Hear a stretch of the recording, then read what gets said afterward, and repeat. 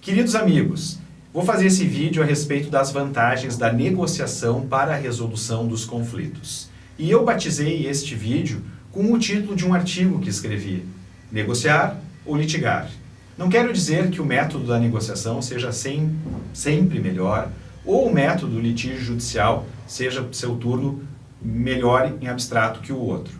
Mas eu quero destacar algumas características que podem permitir que vocês, através da negociação, possam resolver problemas do direito empresarial, do direito de família, de uma disputa entre vizinhos, por exemplo. Então eu vou começar a nossa conversa destacando 3 diferenças centrais entre o papel do juiz e o papel do negociador. Se eu perguntasse para vocês, que advogam nos processos judiciais, para qual momento o juiz costuma olhar antes de julgar uma causa? Eu responderia: o juiz olha de regra para o passado. Ele tenta representar aquele acidente de trânsito, ele tenta descobrir aquilo que aconteceu dentro de uma residência ou aquilo que aconteceu, por exemplo, na vida de uma universidade. Ele olha de regra para o passado. Ao passo que o negociador normalmente mira para o futuro. Uma primeira diferença. Segunda diferença: o juiz, por força do princípio da legalidade, ele está obrigado a resolver um conflito aplicando o direito como regra. Já o negociador, ele não tem esse vínculo com o direito. Ele pode levantar critérios de justiça e ele pode imaginar uma solução que atenda aos interesses das pessoas envolvidas. E uma terceira diferença: o magistrado de regra, ele está adstrito, como a gente diz no direito. Ele está vinculado com aquilo que a pessoa lhe pede.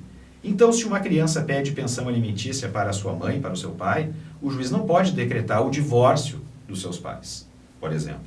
Se eu postulo compensação a título de dano moral por uma inscrição indevida no Serasa e no SPC, o magistrado apenas deve responder se eu mereço essa compensação em dinheiro ou não.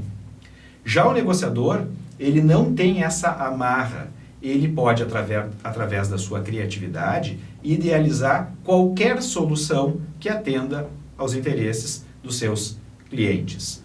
Por isso que os negociadores, especialmente quando são criativos, arquitetam, por exemplo, através de técnicas de brainstorming, por exemplo, através de discussões, de passeios, ideias. E num segundo momento, com a depuração dessas ideias, tentam encontrar uma solução. Ao longo da edição, vocês estão vendo trechos de obras fundamentais que eu selecionei.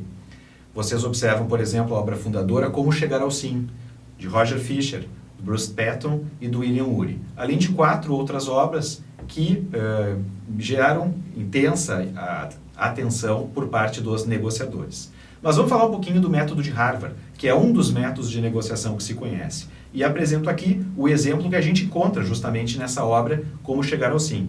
O exemplo de 2 pessoas que disputam uma laranja. E se eu perguntasse para vocês, que critério vocês ofereceriam para que essas 2 pessoas conseguissem se entender e pudessem resolver quem ou quais pessoas ficam com aquela laranja? Muitos de vocês responderiam: vamos cortar a laranja ao meio e vamos entregar metade para cada qual. Esse exemplo dado por Roger Fisher. E ele vai dizer que, num segundo momento, essas 2 pessoas se perguntariam: por que você queria a laranja? E aí ambas responderiam: eu queria a casca para fazer chá, e o outro queria a polpa para fazer suco.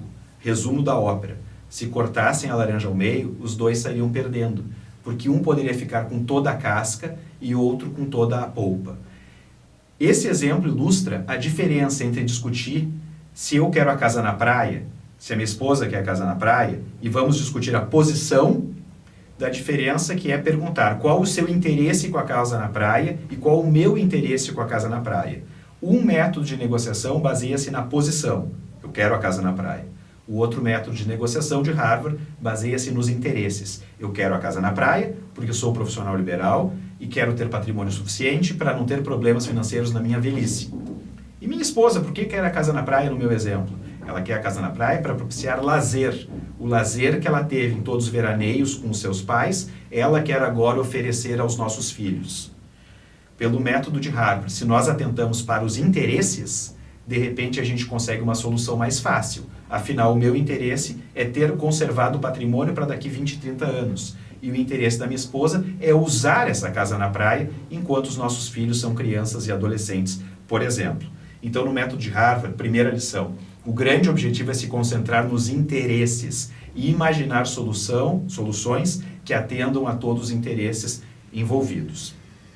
Queridos colegas, culpar o outro, diz uma citação da obra Como Chegar ao Sim, é o mais fácil. Eu posso imputar aos meus filhos, eu posso imputar aos meus sócios, eu posso imputar a uma universidade os problemas que eu vivo. Mas isto não é producente, é contraproducente, segundo a citação. Ou seja, nós temos que nos imaginar como resolvedores de problemas dentro de uma negociação. E o problema só existe porque interessa mais de uma pessoa. Se eu quisesse ir hoje de noite no cinema sozinho, dificilmente eu teria um conflito. Mas no momento que eu quero ir com a minha esposa, nós precisamos entrar de acordo acerca de qual será a peça do cinema, o filme que nós escolheremos para ambos ver. Esse exemplo também está na obra. Então, o conflito necessariamente depende de mais de uma pessoa envolvida. E a gente sempre tem que trabalhar em conjunto com essa outra pessoa para conseguir uma solução. Negociadores criativos usam a imaginação e idealizam um leque de opções, que normalmente trazem valor para todas as pessoas envolvidas. Eu vou inventar um exemplo agora. Eu posso perder uma bagagem numa viagem internacional. E, opção 1, vou para o Poder Judiciário e postulo que a empresa aérea me indenize a bagagem perdida. Opção 2, eu posso começar uma negociação e, de repente, a gente encontra um acordo no qual a companhia aérea me oferece passagens aéreas e eu tenho uma grande economia com os meus voos futuros que eu não vou pagar pelos bilhetes. No caso 1, que eu entro no judiciário, o juiz está adstrito ao meu pedido. Ele tem que dizer qual o valor da indenização em dinheiro. Ponto. No caso 2, a imaginação dos negociadores, da companhia aérea e a minha, podem nos permitir chegar numa solução muito diferente da entrega de dinheiro, só para ilustrar a importância do fenômeno. Então eu espero que com esse vídeo, através das citações que eu mostrei das principais obras sobre negociação, os senhores tenham o interesse de aprofundar o estudo.